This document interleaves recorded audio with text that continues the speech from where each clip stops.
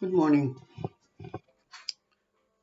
Today I'd like to be a new start, a new beginning. I decided to start a video channel, a YouTube video channel of subjects that are wide kind of interest, from politics to literature, from literature to general culture, from general culture to movies, music, pop culture. Generally speaking, I like human stories, stories that are interesting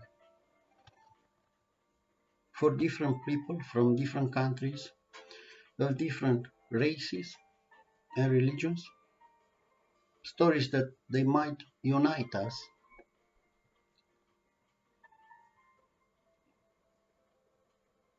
stories with a positive conclusion, stories that might make us better, define better. First and foremost, I do believe that we should build more bridges, metaphorically speaking, between our cultures, between our civilizations. I use those terms interchangeable, culture and civilization. I look at the definition, yet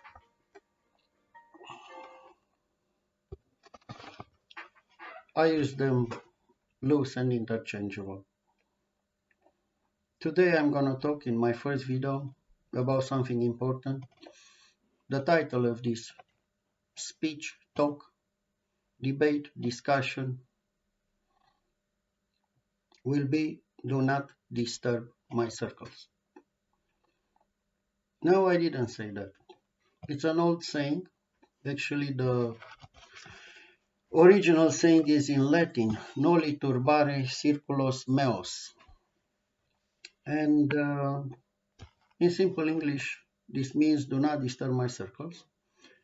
It belongs to Archimedes, for the one that do not know, and there are so many in the world that do not know because there are not enough schools, not enough teachers, not enough peace in the world to be able to build a school and hire a teacher. Archimedes was an ancient Greek and mathematician and astronomer. The story goes that in the year 214, 212 before Christ, it was a war. Funny thing, at that time, 200 years before our era, there were wars. Today in 2021, we have wars. We didn't evolve that much, unfortunately. That war was between the Romans that besieged the citadel of Syracuse, the city of Syracuse, and they won. After the Roman entered the city, the Roman general gave the order to retrieve Archimedes. While the Roman soldier entered Archimedes' house, he told them, Do not, I entreat you, disturb that sand.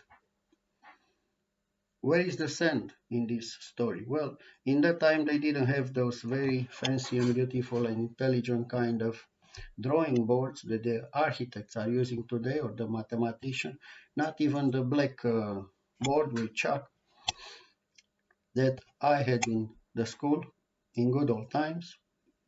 They were drawing in the box of sand. And Archimedes was deep in his thoughts, trying to solve a geometrical problem with some circles. And even that outside it was a war, the problem was so interesting for him that he was focused there. And when the Roman came, the Roman soldier, he said, Please, maybe he didn't say please, I said, do not, I entreat you, disturb that sand or those circles.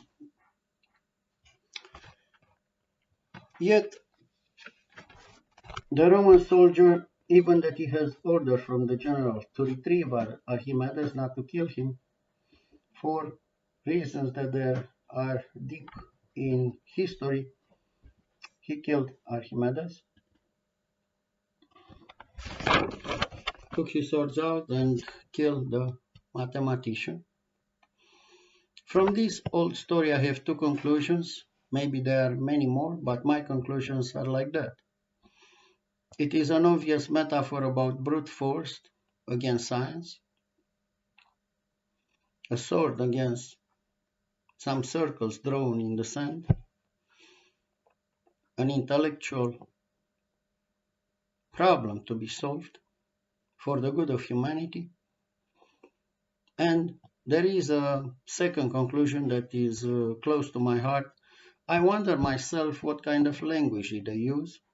If the Roman soldier, obviously he was speaking Latin, old kind of Latin, that in today's word it is Italian. And did Archimedes answer in Latin, as the phrase is, or he was speaking Greek or other language? I don't know. But for me, it's a metaphor that we should learn more foreign languages to be able to speak one each other, to discuss different matters, and maybe to understand one each other and not to kill each other so much. That's the ancient story with the circles. The Archimedes circles. Now there are different kind of circles. There are the Olympic circles. Also in ancient times, I use this story because it is meaningful of Archimedes, it is meaningful, and I took the title from it. I felt compelled to explain this title, Do Not Disturb My Circles. There are 5 circles in the sign of the Olympic Games. Every circle represented one continent of the planet Earth. And the story goes that the ancient Olympic Games started in ancient Greece, a city-state, and they are competing between different city-states. But the year that they start to do this competition is important. It's 776 years before Christ. And they keep doing those kind of competition 200 years under the Roman ruling, 2 centuries BC. That's quite a very long time. I calculated, and I'm not very good with math and things like that. But 200 years, 776, 976 years, almost 1,000 years. Every 4 years, the Olympic Games went on. This is an amazing kind of story. We learn. I have there, my mother is a history teacher. I have all these books there. I'm not going to move the camera. I'm not very good. I'm a beginner with the videos and things like that, but I have many books there about ancient civilization, Phoenician, Greek, Roman, a story of the ancient Roman, Hellenistic kind of culture. We know about their wars. We know about Sparta and Athens and the city-states, but I did not realize up to this moment when I read the article on Wikipedia that actually I knew about the ancient Olympic Games, but I didn't realize they went on for 1,000 years almost. It's the first time when I did the math here, and that's amazing. During the celebration of the Games, an Olympic truce was announced.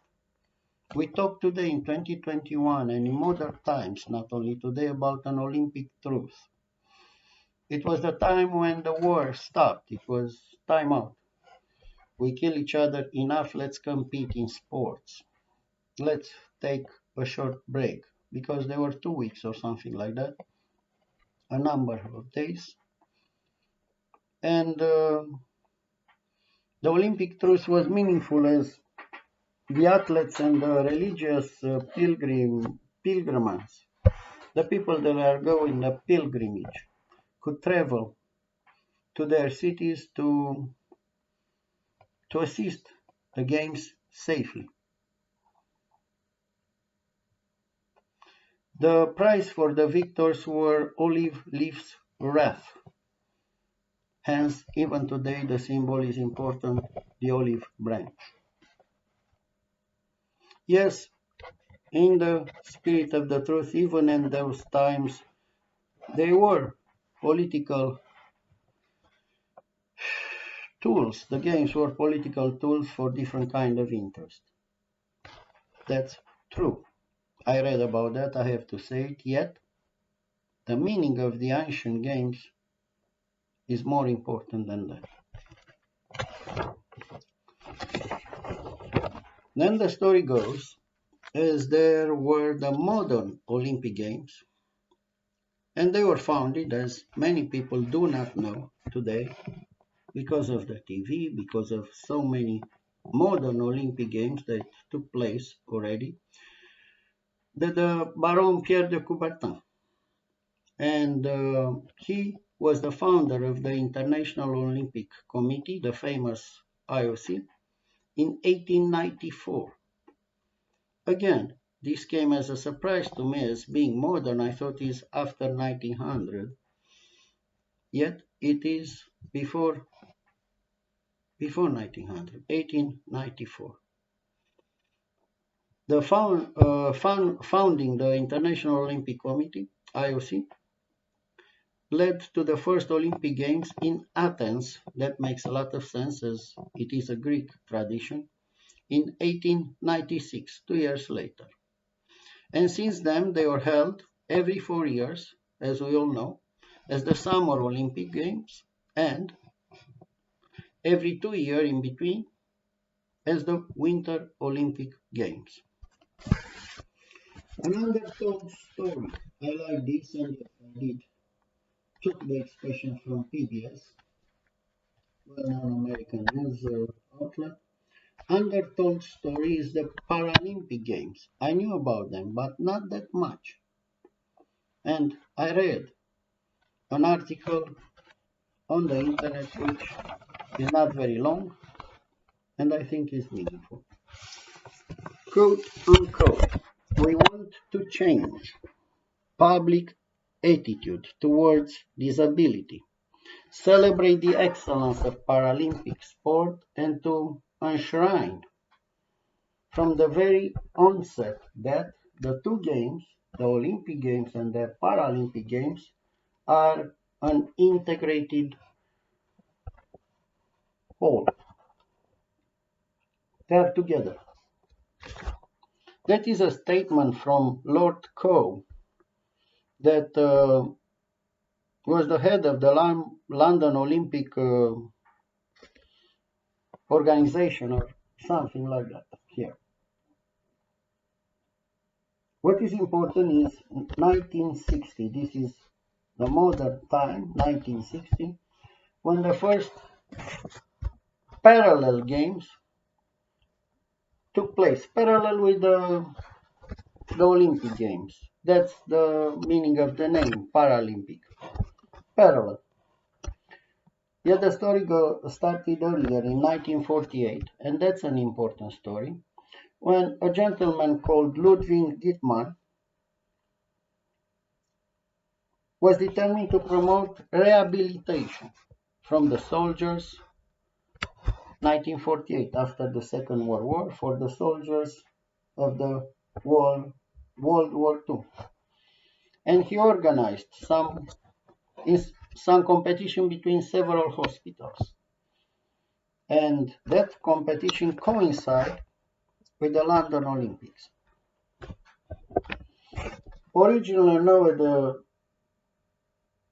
Stoke Mandeville Games, probably the name of the hospital, Mr. Guttmann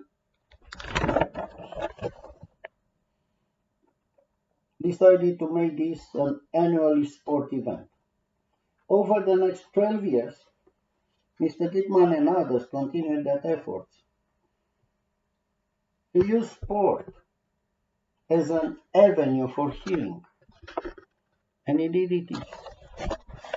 In 1960, Mr. Guttmann brought 400 athletes to Rome to compete in the parallel games with the Summer Olympic Games And that was known in 1960, the first Paralympic Games. I think it's an undertold story. I think the Paralympic Games are as important, as meaningful for us, for the human spirit, for the people that with disabilities, and for all of us, that we have to learn and respect them. And there are not enough known and broadcasted. I know the names. For example, I do know the names of a few Olympic athletes, not only Romanians, of course, I am Romanian. Yet, I do not know any champion of the Paralympic Games. And that tells the story right there. And I think it's profoundly wrong and profoundly unfair. The effort of those people is nothing less than the effort of all the other people that we celebrate and we remember their names.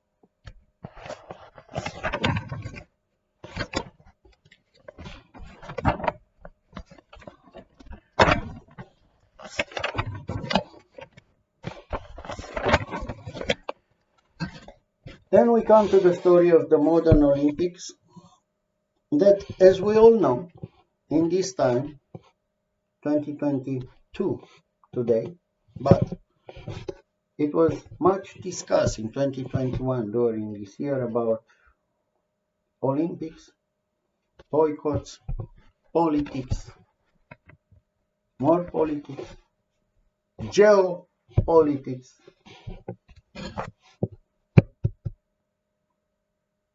and even Clash of Civilization, a title of a book that honestly I hate. I don't hate, I dislike profoundly, because I don't believe there is any clash of civilization. Civilized people do not clash each other. Civilized people talk each other. Civilized people help each other when they are in time of need. Civilized people do not clash and kill each other. Indeed, the modern Olympics, they have a lot of problems. First problem that came in my mind is doping, bribery, the wrong kind of decision in terms of doping. There is a famous story about a Romanian gymnast that was disqualified, gold medal, was disqualified for the simple fact that he had a cold kind of symptoms, and the doctor said, Heaven, you should take a Nurofen, literally, a Nurofen, and an obvious over-the-counter kind of pill, and apparently that Nurofen contained some substance that was considered obviously very, very wrong as a doping substance, a substance on the list of the forbidden substances. There are other situations in very recent Olympics when a lady described a situation when her nerves, her mental health was deeply affected as her mother died during the time of preparation of the time of the games. I don't want to read that much particular stories of private lives of people, but that was a public situation. And there is a famous situation when a swimmer, one of the greatest swimmers on the planet Earth, in his private time, as I understood, smoked something and he was disqualified and things like that. There are substances, I'm not an expert, but there is no doubt in my mind, and it is common sense. I'm an engineer. Yet, it is common sense that there are substances that obviously boost your physical and mental abilities, And there are substances that they just don't have this kind of effect. We have to be smart enough to separate those kind of things. We have to be smart enough to understand that when your mother passed away, you might feel disturbed, sad. Even today, my mother told me that she had to take some very delicate medical exams. We are humans. We need our focus, especially when they perform those highly dangerous, beautiful but dangerous kind of routines, and they need to be there 100%. As in the last Olympics, they underlined that. We need our athletes to be healthy, to be safe, and come back. Of course, with medals, to hear our anthems there, but their health is number one. Their well-being is number one. Their friendship in competition and fairness is number one. This is the meaning of the entire Olympic Games. The number of medals are very important. It's a matter of prestige. It is an Olympic dream, as I heard so many interviews about working a lifetime to be there on the top podium. And we need to have this kind of top podium, the marks, it is a level of excellence. Yet their well-being is equally important, actually more important. And the examples that we have from those Olympics, more than the competition, it is the beautiful friendship for me that I looked on, I watch on TV many of Olympic competition. I'm Romania, from the country of Nadia Comaneci. I was in front of TV when everything, the miracle happened of perfect Anat Morel. I was old enough to understand the beauty and the perfection. And it wasn't only Nadia. Yet, the friendship, the diversity, the moment for a few days when I have the feeling that humanity should come together and talk and compete and laugh and talk again and be happy in the end. It will be wonderful in 2021 if we will be able to have an Olympic truce. Yet, during the Olympic Games, the war do not stop today. It is an obvious truth, as inconvenient might be, but tells a little bit the story of our civilization today. I looked. There was much talk during 2021 about boycotts of the Beijing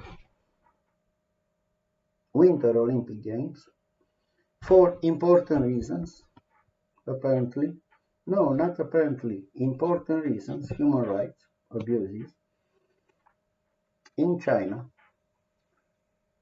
And the United States felt compelled to take a stand and to pursue a diplomatic kind of boycott. And other countries followed, like small little puppies. If you ask me, it's the right expression, as you have to have dignity and to stand up for yourself for what is right in the world. If they did it because they believed that, good for them. If they did it because they need to follow the leader, that's a game that we play when we're kids. We are not kids anymore. I looked about those boycotts, and as I said, I'm Romanian. I remember the moment. This is another moment, not only the 7 perfect 10 of Nadia, the terrible Nurofen situation, the other situation when the Romanian delegation had to uh, leave in protest the games because of obvious bribery and disgusting way of doing the refereeing. The referee was not right there. I don't want to talk about those moments. I looked. There is an important question today.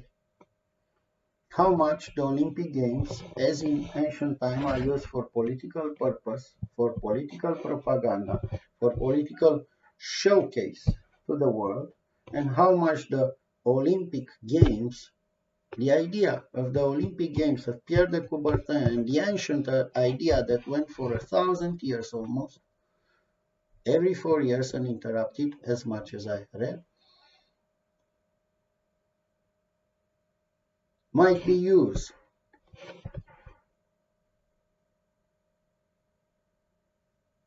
and manipulated with politics and other reasons than the original reason of having the athletes coming together, nations coming together and compete.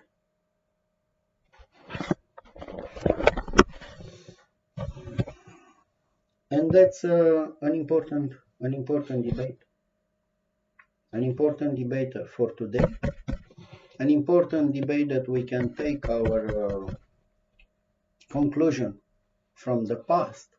If we look in the past, and maybe we can learn something from tomorrow, for tomorrow. I looked a little bit and I remember another beautiful moment. The Romanian delegation, Olympic delegation entering at Los Angeles. You know, a city, I grew up, I was born in 67. I grew up in a country, Romania, that was part of the Eastern Europe. In Berlin, it was a wall that separated two political systems, mentalities, military blocs, NATO, the Pact of Warsaw. I read in my novel, here it is, why we don't read Morometti about my life and about how history had a meaning in my life, even that this is not a historical novel. It's almost ready. It will be probably in a month or two. It will be on the shelves in Romania, and I hope not only in Romania, because it is meaningful around the world. I say this with modesty, having the responsibility of my words. Not because I wrote it, because of the story. And here is one part of that story that is there. I grew up in Romania. I was born in 1967. There was the Berlin Wall there. I grew up knowing that the capitalist world is theoretically bad. Yet we didn't follow those rules. I didn't buy that kind of idea.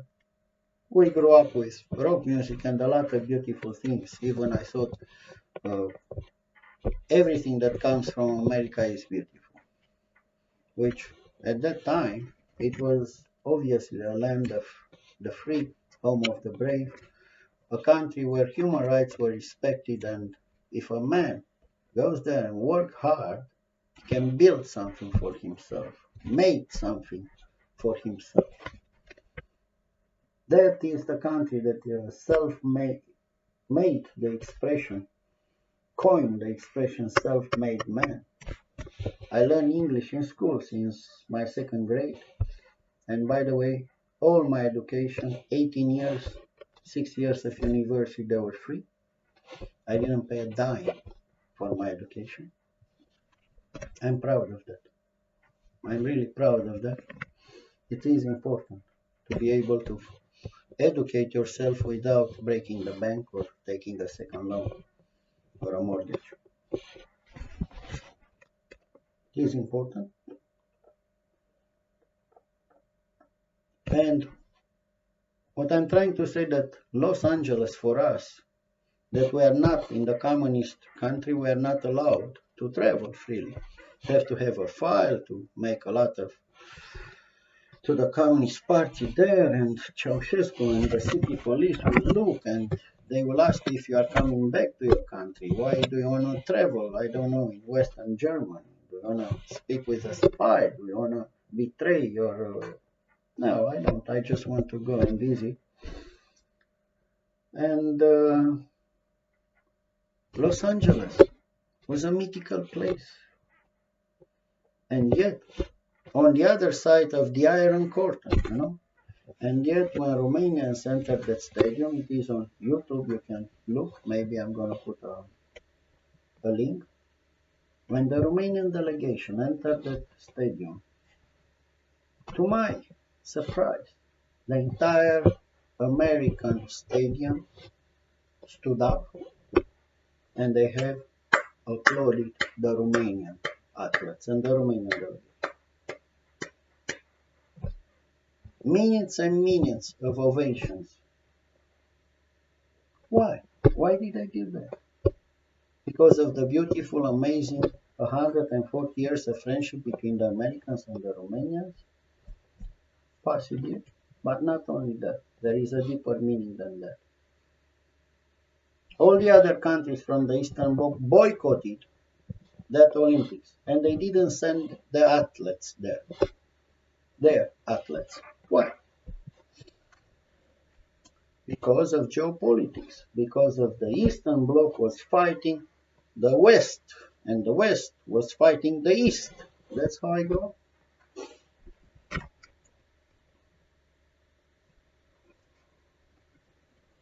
Romania, in that particular time, was the only country from the Eastern Bloc that chose and make the obvious right decision to participate. Romania stood up for itself. Romania under Ceausescu, a communist leader that from 85 to 89 went completely bad in Romania. In 89 we have a revolution, anti-communist revolution. 3,000 people were wounded, almost 1,000 people died. To change the system here, as Romania not to be, for Romania not to be a communist country anymore. Yet, in that moment, under Ceausescu was independent and said, no, we are going. And they did. And it was the right decision. And the Romanians competed and the games were wonderful. And that is the meaning of that particular moment of Los Angeles when the only communist country that participated was Romania. Why the other countries boycotted the Los Angeles Olympics? Oh, let's go back in history. Because the Americans boycotted the Moscow Olympics 4 years earlier. So one boycott, another boycott, and we keep going playing ping pong with boycotts. And that was not a time of opening like the ping pong diplomacy later on between America and China. Imagine that they need some ping pong guys, which is obviously a game on a table with a little ball and two paddles, you call them, pong, pong, pong, pong, to open the relationship between China and America, because the diplomats, because the smart people, because they were not able to find a door there, to find a bridge, to find a table to sit down together and say, hey, how are you? Have a coffee, have a tea, I don't know. Let's talk to each other. You are a big country up there, we are a big power up here. How about if we sit on the same table? Share our concerns. Maybe we can mitigate them. Thanks God for people. That the story goes. They just celebrated the ping pong diplomacy. If you look in that story, and then the very first time Kissinger went there, Henry Kissinger, and then the American president. What an opening! What a joy! What a historical event! Thanks God for peace. That's the insanity of this world. And by the way, ping pong is an Olympic sport. And nowadays, I'm so happy that other Olympic sports were accepted. Other sports became Olympic sport and they were accepted because there are other sports that the pursuit of excellence is obvious. The skill of those young athletes is amazing, and they deserve to be at the world stage to show their level of skills that they achieve after years and years and years and years of practice. Talent is the foundation, yet after that there is so much work. So what happened in Moscow? Why the Americans boycott Moscow Olympics? Well, Leo, the Americans, they have their reasons. That time it wasn't human rights. That time the Russians invaded Afghanistan.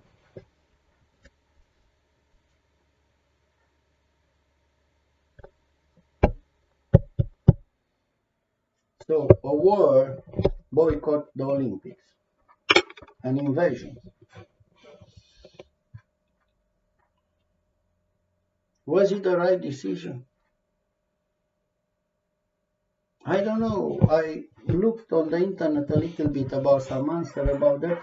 Probably it might be when another country is invading another country with tanks and this and that, you feel outraged and you feel like doing something and probably a boycott. But if you look back, all the conclusions converge in one sentence. The one that they were hurt were the athletes.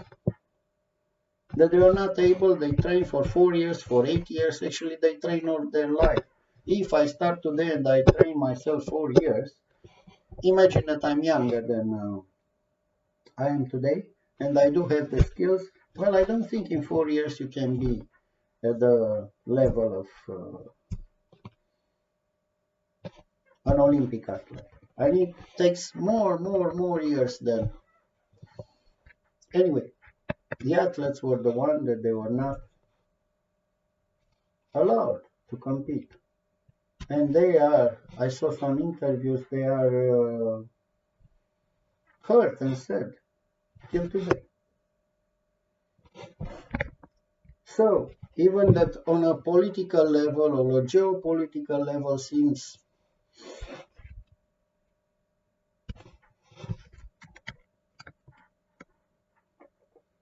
a good decision at that moment. We have to make a statement against the Russians invading Afghanistan, yet we all know how the story with Afghanistan went. We are in 2022.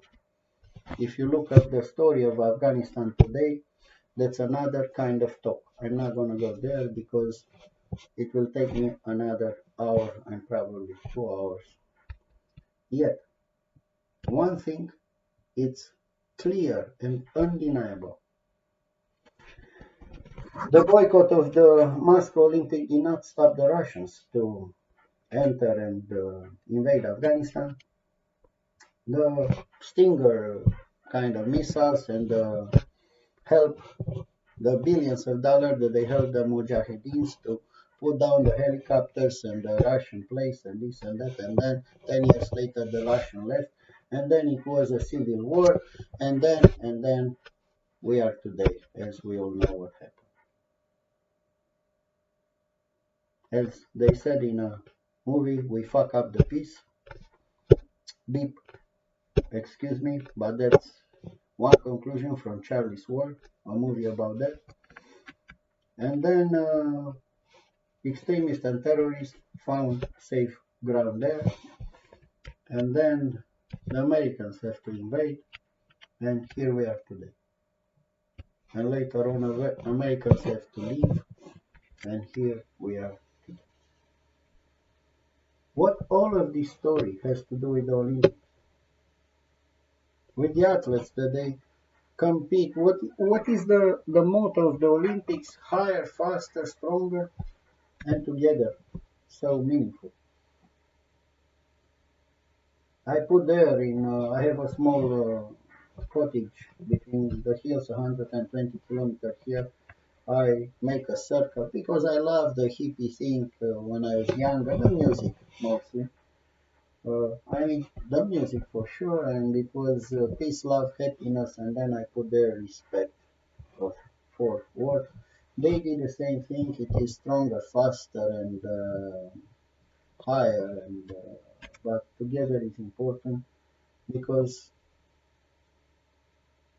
the athletes have to compete together, the nations have to compete together, and the parade at the beginning with all the flags, you even learn a little bit of geography. There are countries that I never heard about it, and now in the era of Google, I think, when I saw them there, I'm a curious kind of guy. I took the cell phone and I Google it and I learn about places in the world that I never knew before.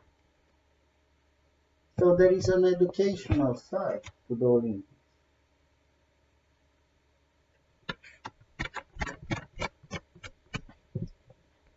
The story of Afghanistan and what happened there, the big games of the powers. There are books written about that, of geopolitics.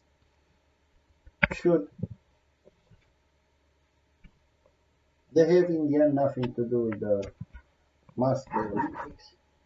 Then with the boycott that followed at Los Angeles Olympics, that the Romanians said no, we are not going to be part of this game. We want to compete.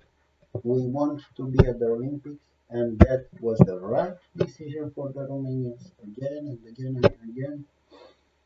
As a famous decision not to, I have to say it here because it's historical, not to join all the other Pact of Warsaw countries when they invade Prague, the spring to crash, the spring in Prague, the uprising for freedom and democracy and being able to determine their own way of socialism or communism or capitalism, whatever you want to call it, but to be able to decide their fate there in their country. They are not allowed to do that, and all the other countries invaded. Yet Romania said, no, we are not going to go against our brothers and sisters there. It's their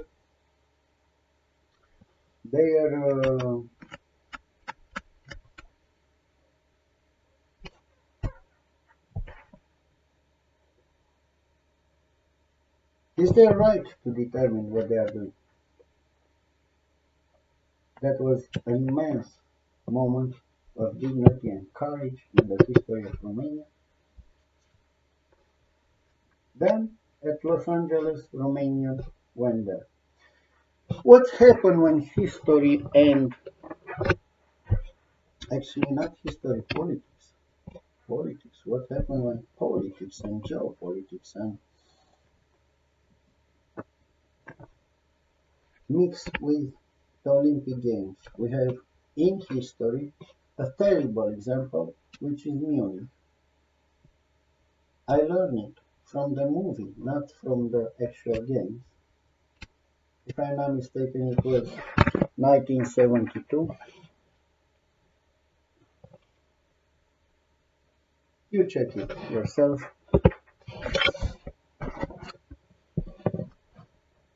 That is an extreme example when politics, geopolitics, extremists, hate, racism, and all the other things they mix with the Olympic Games. And yes, never again. Something like that in history should never happen again. Yet, the ancient saying, do not disturb my circles. That's the meaning of this speech. That's the title of this speech. It's a talk, it's not a speech.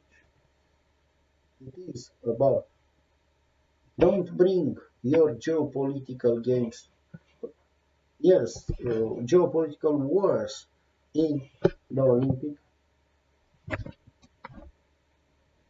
It is about doping. It is about bribery. It is about all of those things that they are disturbing the circles, the five circles, and the idea of the Olympic Games and Paralympic Games.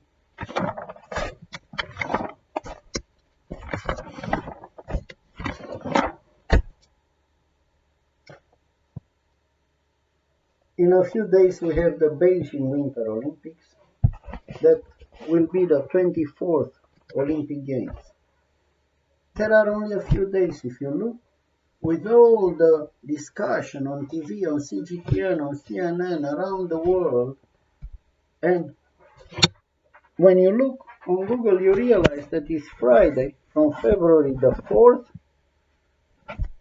to Sunday the 20th. So there are 16 days that will go very fast. Only 16 days. And the preparation went for years. The effort for years to be able to provide, to assure everything for the athletes, for the guests, for all the delegation, for 16 days. It's a huge effort. Every country, it's not only about Beijing or China, every country that is the host. Even myself as a person, if I have my mother, if we have some guests, we have to prepare, there are some guests in our house, let's clean up the carpets, let's dust the. Imagine if you do this as a nation, as a country, and you have all the media outlets transmitting from your country and all of this. Of course, it's a logistic effort for me unimaginable, bigger than my imagination.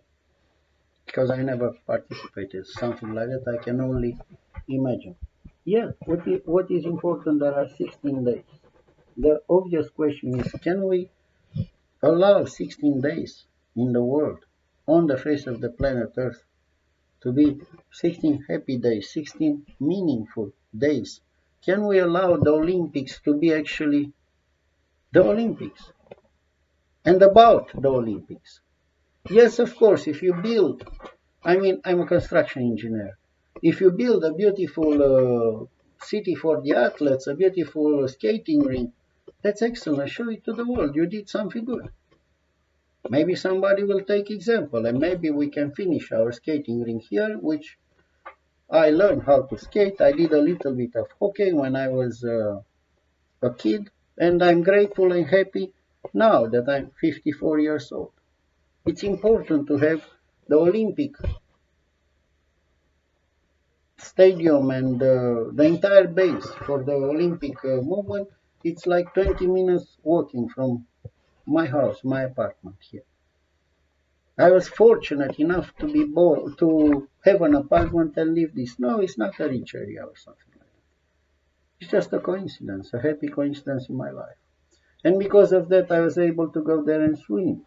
I was able to go there and skate. I was able to go there and run and play soccer and do football, excuse me. All of those beautiful things. I grew up surrounded by athletes and people. There is even a tower when people start the first thing with the parachutes. Wow, and we're kids and we're looking there. Yeah, excellent. For me, is the definition of peace. To be able to enjoy something like that. And I hope every kid in the world should have the chance that I did when I was a kid. To learn how to swim, to learn how to skate, to learn the beauty of hockey. And the girls were doing, of course, figure skating, and not only the girls. And then later on, there was a judo training gym there, a dojo, boxing one, and all the other sports.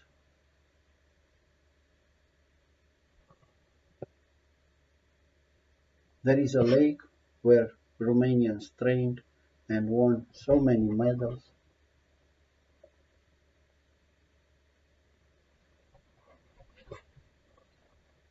In those 16 days, there will be 109 events, 15 disciplines.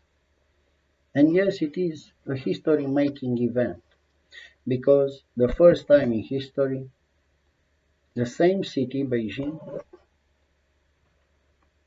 held the Summer Olympic Games and the Winter Olympic Games.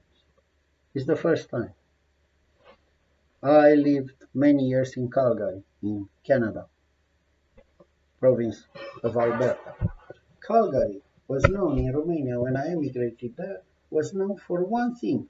Calgary is a big city, is important, is known for more than one thing. But when I emigrated, in my small knowledge about, little knowledge about Calgary was known to the world for, obviously, the Olympic winter sports that was held there. And everybody in Romania, when I said, I'm gonna emigrate in Canada, I'm gonna live in Calgary, said, where the Olympics? Yes, Calgary, we remember. Fly, where the Olympics? Yes, the Winter Olympics. We saw there the flame, the excellent, the Calgary Tower. Yeah, sure. We know about that. And we are thousands, tens of thousands of kilometers apart, different continents, but they knew about that. Of course, if you start checking out, you'll learn more about Calgary. But first thing is the Olympics. I travel a little bit, nothing. I'm humble here. When I need to be. I look probably 10, 12 countries. There are people that travel in more than 100 countries, globetrotters. This is another point. How many countries? The point is, everywhere I went, even in Canada, people know about Romania mostly one thing, Dracula. Transylvania, Dracula. The famous Bram Stoker, which by the way, he was Irish, I realized recently, novel. The Vlad the Empire, the Impaler, the real historical ruler of Romania, quite a courageous one. And first is Dracula, and then it is the name of Nadia Comaneci, the first 10 in the history of the Olympics, the perfect 10 as we call it still today. And then 7 others, the type of 10 that the machines, the electronic, not the electronic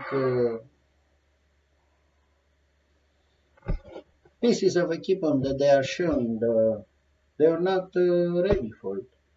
When the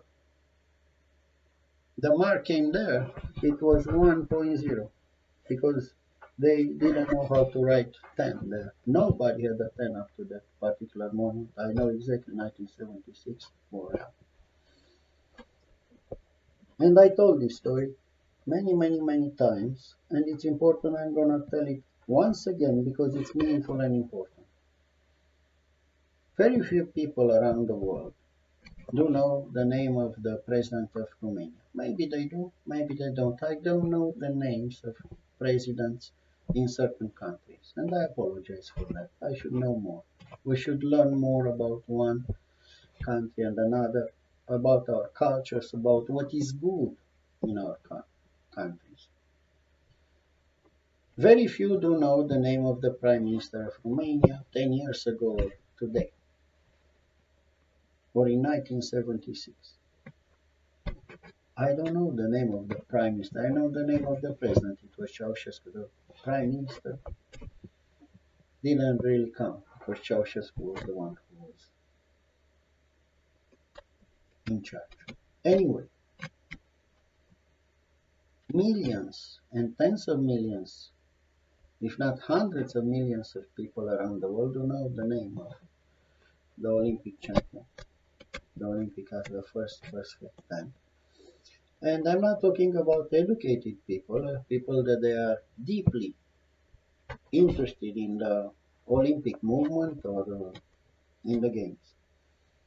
I took a trip with my wife Isabella a few years ago in Thailand. I like when I go in a country, sometimes, most of the time, I like to go with a backpack, walk the streets, eat in the local thing to know the people, the culture, the real country. I enjoy the all-inclusive, like I like comfort, but if you go and eat in the streets and talk with them and you go in their markets, that's how from one city to another city. That's how we stay 41, 42 days from one city to another city, from Phuket to Chiang Mai to Chiang Rai. And in Chiang Mai, which is the cultural capital, they call it, of Thailand, we were partying like, and we went to a bar till 2 o'clock at night, 3 o'clock at night, 4 o'clock at night, I don't remember, but late. And it was in the middle of the week. And then we took a cab and we said, let's go back to the hotel. And while we were going back to the hotel, like a few streets away, we already knew the neighborhood there, where we are. In the middle of the night, we saw a terrace which was still full of lights open. Being in the middle of the week, there were not a lot of restaurants and bars open anymore. People are working. We went to the end of the tourist season, so it was winding down. But it was lively there, with lights still open. I saw inside some people drinking beer, and I said, "Oh, that's nice. So you know what? Let's have one before we go, one more before we go, and we'll walk a little bit. It's a beautiful night. Don't worry. Thank you. Stop here. Pay the cab." We went there. When we were supposed to enter, they told us, "Excuse us, it's a private party." I said, "Oh, I didn't know. Okay." We'll go to the hotel, but somebody from inside said, no, no, no, it's a big terrace. We have tables, this and that. We have beer, this and that. Let them come. We were invited. I mean, we didn't bother anybody. And we took a table separately, big courtyard. They were sitting there having their own party in another part of the courtyard. We asked for a beer. We were chatting. And then, being in the same vicinity there, we start talking a little bit of English, as I don't speak Thai. And they asked us, what country are you coming from? And I said, cheers, I'm Romanian. And then suddenly the entire atmosphere changed. True story. You are Romanians. And they come to our table and suddenly said, you are from the country of Nadia. I was surprised. And I said, yes, of course, yeah. And the one that was celebrating the birthday that night, it was big kind of fellow that was a transvestite. She wanted to be a girl, dressed, and I wish him happiness, or her. I even don't know how to speak politely about that, but never bothered me, that kind of thing. I think my family is also as important as everybody. Happiness. Live and let live.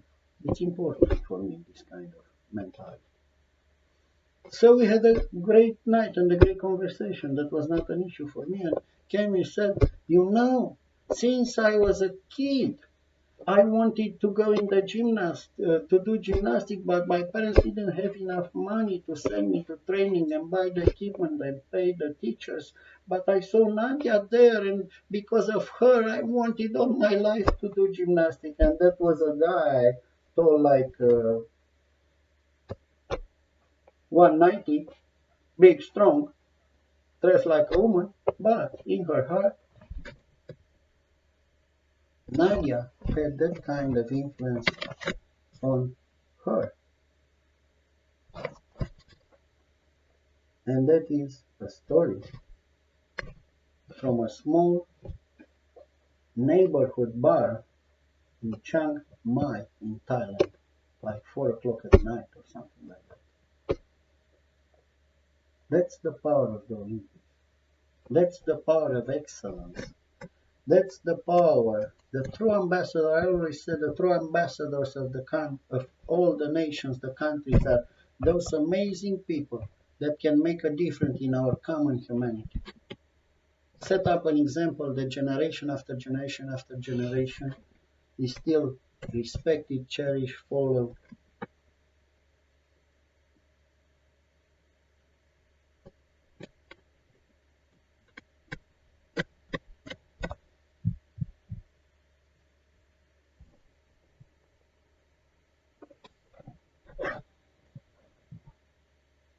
I do believe that's a meaningful story. So today, I don't know how to put small clips to do this kind of things at TikTok for more meaningful things on TikTok or Instagram or I like to talk with people. I like to debate subject, and for me, it's important to sit down, to relax, to have a coffee, to have a conversation. That's who I am. That's my style. So I decided I'm not a hobbit. I'm short kind of guy, 162, but I'm not a hobbit. I don't live in a shire or something like that. I live in a pretty nice, beautiful neighborhood in the middle of Bucharest, not quite the middle, but I decided to go on an adventure. So I took the courage, and yes, it was a little bit of courage, and I wrote an email to the Chinese embassy to ask for a visa. And instead of watching, as I did year after year after year after year, the Olympics from TV, to be able to not to be an old school kind of guy, which I am undeniable. I have good old values. I hold them close to my heart. But to get a little bit in the vibe of the new generation and be a vlogger, I even don't know, a vlogger, to start a YouTube channel. So maybe I'm gonna buy a camera or something like that and go fly to Beijing. And I don't have experience. There are so many people that there are amazing. Some of them I watch their videos and they are wonderful and I have great respect for them. They are doing this for more than 10 years now. And that's the point, that's the adventure. Because if I knew everything, if I have everything set up, it wouldn't be an adventure, it would be a planned event. So I don't know if I get a visa. For me, it's not only to go and visit Beijing. I can do this anytime. We are in a free country today. The world is a small village, and I believe that a planetary village, it's a metaphor. But I truly believe that I live in Calgary. All you have to do, go to the airport, get your passport, go to the airport, fly overnight, see a little movies, have a beer, sleep if you can sleep in a plane, come to Europe in one of the big airport, the gates of Europe, and then hop another plane to Bucharest, jump in a cab, and you are here home.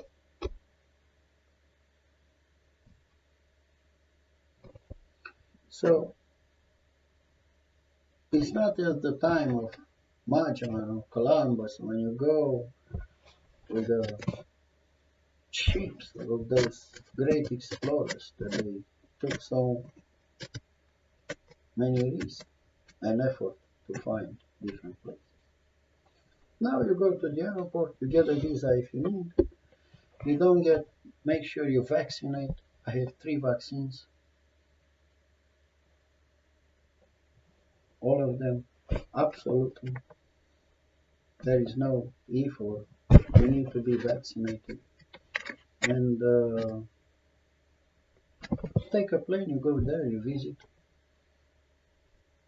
But for me, it's important to be able to be there during the Olympics. The Olympics are the subject, not only visiting Beijing, which will be wonderful. It's the first time, and everybody, I'm the first person in all my family that I set foot in America, in Canada, and now in the eastern part. I went to the west, and now I'm going to the east.